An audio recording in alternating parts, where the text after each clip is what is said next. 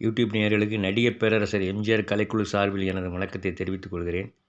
இன்றைய தினம் நாம் பார்க்க போவது ஆர்ஆர் பிக்சர்ஸ் தயாரிப்பில், அதாவது தயாரிப்பாளர் டி.ஆர். ராமண்ணா தயாரித்து வெளிவந்த படங்களை பற்றி நாம் பார்க்க போகிறோம். மக்கள் திலகத்தை வைத்து தொடர்ச்சியாக படம் எடுத்து வெற்றி கண்டவர். அவர் எடுத்த முதல் படம் 1954 வெளிவந்தது கூண்டுக்கிளி. August 1954 August 26. கூண்டுக்கிளி மக்கள் திலகம் மட்டும் நடித்திருந்தால் படம் சூப்பர் வெற்றி அடைஞ்சிருக்கும். கூடவே வேற ஒரு நாயகன் நடித்து, அதனால் 2 பேரும் இணைந்து நடித்ததனால் அந்த படம் எதிர்பார்த்த அளவு வெற்றியை கொடுக்கவில்லை அவருக்கு. அதனால் அடுத்த வருடமே 1955 குலேபகாவலி என்ற படத்தை எடுத்தார். ஜூலை 29 வெளியான குலேபகாவலி சூப்பர் டூப்பர் ஹிட். கிட்டத்தட்ட 9 தேட்டருக்கு மேலே 100 நாள் ஓடிச்சு. 6 மாதம் ஓடிச்சு. இலங்கையில் 6வது மாதம் 160 நாளைக்கு மேலே ஓடிச்சு. ஜூலை 29 வெளிவந்த குலேபகாவலி ஒரு பெரிய சாதனையை செய்தது. அதன் மூலம் அவர் நல்ல வருமானம் ஈட்டினார். நல்ல வருமானம் ஈட்டின உடனே அவர் என்ன பண்ணார்,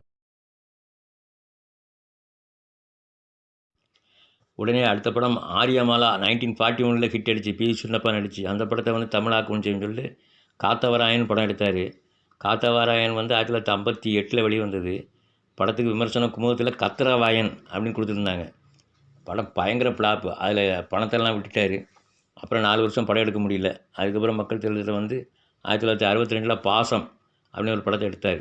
பாசம் ஓரளவு 84 நாளுக்கு மேலே ஓடிச்சு. குறைந்த பட்ஜெட்டில் எடுத்த படம். ஆனால் ஓரளவு நல்ல சக்ஸஸ்.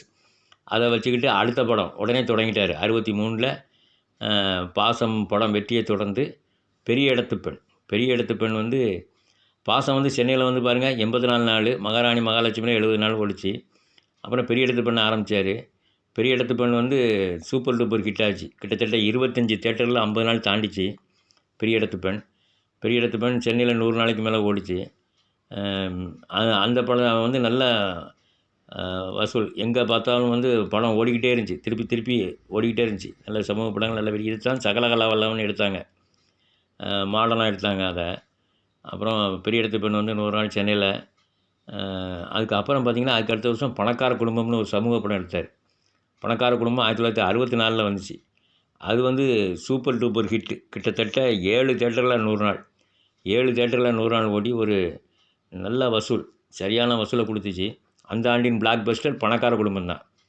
பணக்கார குடும்பம் மதுரையில் மட்டும் 133 நாள் கிட்டத்தட்ட ஓடிச்சு மதுரையில். அடுத்தது உடனே பணம் படைத்தவன் 1965.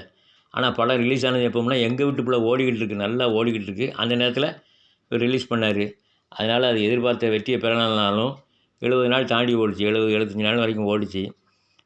சென்னையில் 11வது வார விளம்பரம்லாம் கொடுத்துருந்தாங்க அந்த படத்துக்கு. அதுக்கப்புறம் பார்த்திங்கன்னா பணம் படைத்தவனை முடிச்சுட்டு அவர் நேர பறக்கும் பாவைன்னு மக்கள் திலகம் படம் அவர் கலரில் எடுப்போம்னு எடுத்தார். பணம் எல்லா படத்துலையும் நல்ல வருமானம் வந்தோன்னா கலரில் எடுப்போம்னு பணம் படைத்த பறக்கும் பாவையை கலரில் எடுத்தார். கலரில் சர்க்கஸ் கூடாரத்தில் வச்சு எடுத்தார். அந்த சர்க்கஸில் ஃபுல்லாகவே 1 மாதம் 1.5 மாதத்தில் ஷூட்டிங் வச்சு கம்ப்ளீட்டாக முடித்தாங்க அந்த படத்தை. அதில் நடித்த கலைஞர்கள்லாம் எம்ஜிஆருக்கு நல்ல ஒத்துழைப்பு கொடுத்ததுனால அவங்களுக்கெல்லாம் எம்ஜிஆர் நல்லா உதவி பண்ணார். நிறையா உதவிகளை செஞ்சார். அந்த படம் ரிலீஸ் ஆன டேட்டு 1966 நவம்பர் 11. நவம்பர் 11 வெளிவந்த அந்த படம் அடுத்து பெற்றால்தான் பிள்ளையார், தாய்க்கு தலைவன் போன்ற வெற்றி படங்கள் வந்ததுனால இந்த படம் குறைந்த நாளில் நல்ல வசூல் பெற்றுச்சு. 50 நாள் வசூல், நல்ல வசூல் வந்துச்சு. அதுக்கப்புறம் மற்ற படங்கள் வந்ததுனால இது அவ்வளோ தூரம் போகலை. இதுக்கு அடுத்தது அவர் எம்ஜிஆர் வச்சு படம் எடுக்க கொஞ்சம் யோசிச்சார். இடையில நிறைய படங்கள் எடுத்தார். நான், 3 எழுத்து, அப்புறம் மாற்று நடிகரை வச்சு சொர்க்கம் போன்ற படங்கள்லாம் எடுத்தார். ஆனால் எல்லா படமும் முதல்ல பரவாயில்லாமல் போனாலும் பிற்காலத்தில், அதாவது செகண்ட் ரிலீஸ்னு சொல்லுவாங்கள்ல, 5 வருஷம் கழித்து திருப்பி ரீடிஸ்ட்ரிபியூஷன் பண்ணும்போது படம் ஓட வசூல் வரல. ஆனால் மக்கள் திலகம் படம் மறுபடியும் வசூல் நல்லா கொடுத்துக்கிட்டு இருந்துச்சு.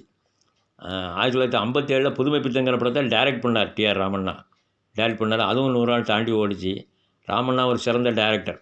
மக்கள் திலகம் அவருக்கு மாட்டுக்காரர்களை இயக்கிற வாய்ப்பும் கொடுத்தாரு. ஆனால் அவர் அந்த நேரத்தில் பிஸியாக இருந்தனால என்னால் முடியாதுன்ட்டார். அதுக்கப்புறம் மக்கள் என்னை போல் ஒருவன் கடைசியாக 1976 ஒரு படத்தை எடுத்து அது லாங் பெண்டிங். அதில் ஏகப்பட்ட லாஸ், வட்டி இழப்பு. அதோடு அவர் படம் எடுக்கிறத நிப்பாட்டிட்டார். கடைசியில் எம்ஜிஆர்கிட்ட வந்தார். புரட்சி பித்தன் படத்தில் எம்ஜிஆர் இயக்குறதுக்கு வாய்ப்பு கொடுத்தாரு. ஆனாலும் அதுக்கப்புறம் அது நின்று போச்சு.